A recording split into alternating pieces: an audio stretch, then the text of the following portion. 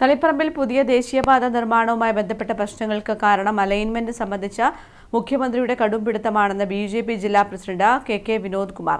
Road യാഥാർത്ഥ്യമാക്കുക എന്ന ലക്ഷ്യത്തിന് ആരെങ്കിലും തുരങ്കം വയ്ക്കുന്നുണ്ടോ എന്ന് പരിശോധിക്കണമെന്നും അദ്ദേഹം തളിപ്പറമ്പിൽ പറഞ്ഞു.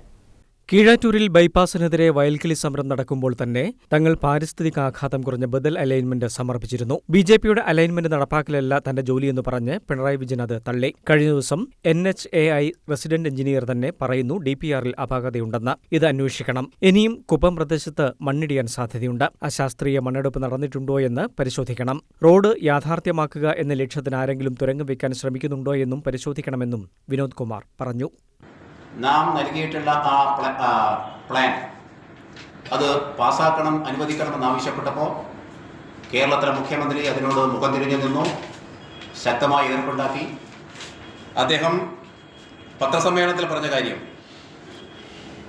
അന്ന് ആ വിഷയം കത്തി നിൽക്കുന്ന അവസരത്തിൽ തിരുവനന്തപുരത്ത് വെച്ച് നടന്ന പത്രസമ്മേളനത്തിൽ മുഖ്യമന്ത്രി പറഞ്ഞൊരു വാക്ക് നിങ്ങൾക്ക് ചിലപ്പോൾ ഓർമ്മയുണ്ടാവും.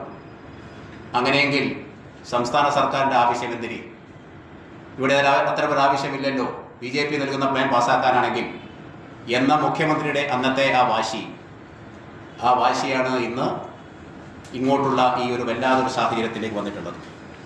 AP ഗംഗാധരൻ, TC മനോജ്, അജയ് കുമാർ കരിയിൽ, ഷൈമ പ്രദീപ് എന്നിവരും വാർത്താസമ്മേളനത്തിൽ പങ്കെടുത്തു. News bureau, Taliparamba.